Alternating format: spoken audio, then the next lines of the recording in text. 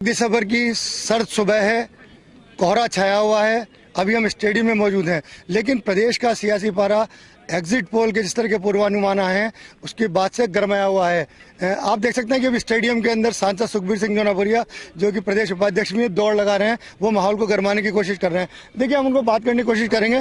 देखिए, किस तरह का एग्जिट पोल के नतीजे आने चालू हुए हैं। उसके अंदर ही बताया जा रहा है कि कई में कांग्रेस, कई में बीजेपी को बढ़त बताई जा रही है। आप क्या सोच रहे हैं? देखिए, मैं समझता हूँ जिस हिसाब का आक्रोश जनता में देखा गया है और 5 साल जो कुशासन हुआ है, उस सबको देखते हुए जनता ये बात चाहती है कि गवर्नमेंट बदले और भारतीय जनता पार्टी गवर्नमेंट बने। ये जनता का मन है। देखिए, लगातार ये था कि कौन सी पार्टी कितनी सीटें जीतने वाली है। अब कुछ तस्वीर साफ हो रही है, जिस तरह के सर्वे कराए गए हैं उसके बाद। अब आपको खुद को क्या लग रहा है इसका?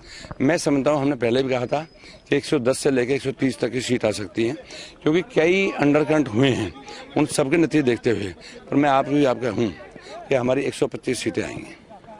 देखिए, 125 सीट का आप अनुमान लगा रहे हैं, खासतौर से आपका लोकसभा क्षेत्र जिसके अंदर की 8 सीटें हैं, जहां आपको प्रभारी बनाया गया, वहां का क्या अनुमान लगा रहे हैं?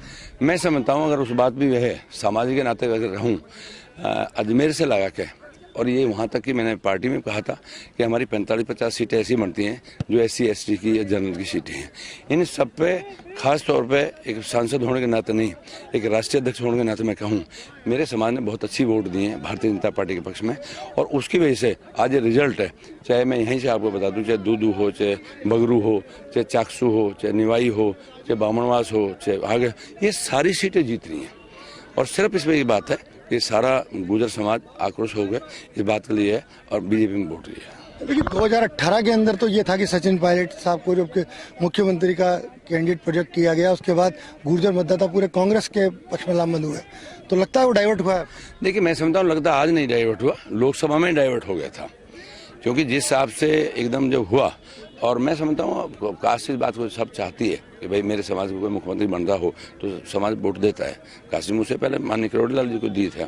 मैं समझता हूँ लोकसभा के अंदर में भी गुजर समाज सारा भारतीय जनता पार्टी में चला गया था, और अब तो जो बम्पर वोटिंग की है, आज मैं समझता हूँ उस बात से हमारी बहुत सीटें हम जीत रहे हैं और भारतीय जनता पार्टी गवर्नमेंट बन रही है। ये हमारा आज तक का जो एग्जिट पोल है, और इसके अलावा जो और भी कुछ कंपनियों के एग्जिट पोल हैं जो मीडिया हाउस ने कराए हैं, उसमें कुछ में कांग्रेस को बढ़त दिखा रहे हैं, तो उसको लेकर क्या कहेंगे? मैं समझता हूँ जो कांग्रेस को बढ़त दिखा रहे हैं उसमें कोई ज्यादा तंत्र नहीं है, क्योंकि वो ऐसा है कि जहाँ जहाँ त्रिकोणीय हो गया, चकोणीय हो गया, उनमें ऐसा आइडिया लगाया जा रहा होगा कि शायद ऐसा नहीं है यही जीत जाए।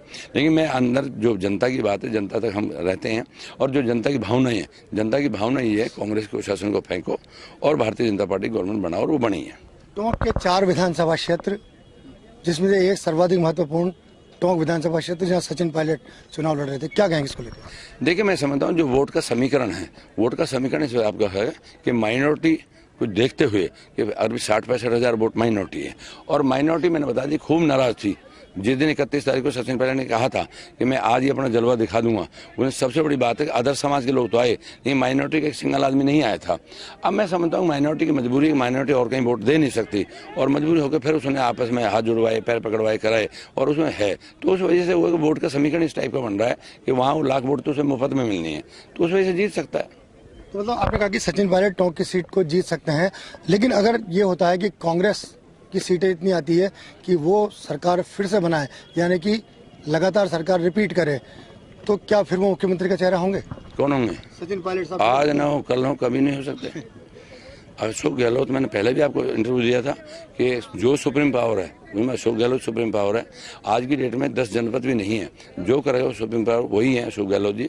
जब राष्ट्रीय अध्यक्ष पद के हटा के और मुख्यमंत्री दे दिया, और उनके वहाँ पर आपने बाढ़ में अपने विधायकों के इस्तीफे फेंकवा दिए, तो इससे बड़ी पावर और क्या होगा? उसके बाद भी वही मुख्यमंत्री है। तो अब मैंने बताया, उससे पहले एक दिन कभी एक शब्द नहीं आया कि भाई हमारा केंद्रीय नेतृत्व तो ऐसा ही करेगा।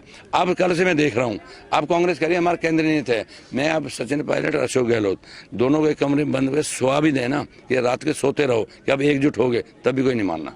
आज हमारे जिले के अंदर में 1 लाख महिला जुड़ी हुई हैं, जो बेचारी 3 रुपए 5 रुपए सैकड़े के ब्याज पे पैसे बढ़ता करती थी। आज मोदी उनको सीधे पैसे दे रहा है, इससे बड़ी और बात क्या हो सकती है। तो मतलब ये है कि भाजपा के अंदर यदि सरकार बन जाती है, मानते हैं कि अगर ऐसा होता है तो जो मुख्यमंत्री का जो फैसला है वो संसदीय बोर्ड करेगा या पीएम मोदी करेंगे। देखिए ऐसा है, उसमें मैंने बताई हमारा पीएम मोदी को है, मैंने बताई विधायक दल की मीटिंग होगी, विधायक दल में डिसाइड होगा और केंद्रीय बोर्ड जिस हिसाब से डिसाइड करता है वो होगा, उसमें कोई बात नहीं। तो ये थे सांसद सुखबीर सिंह जौनापुरिया, जिनका कहना था कि भले ही प्रदेश के अंदर भी सर्दी का माहौल हो, लेकिन जो एग्जिट पोल के जिस तरह के पूर्वानुमान आए हैं उसके बाद माहौल पूरी तरह से गर्मा गया है, भाजपा के पक्ष में नजर आ रहा है। राजस्थान तक के लिए टोंक से मैं मनोज तिवारी।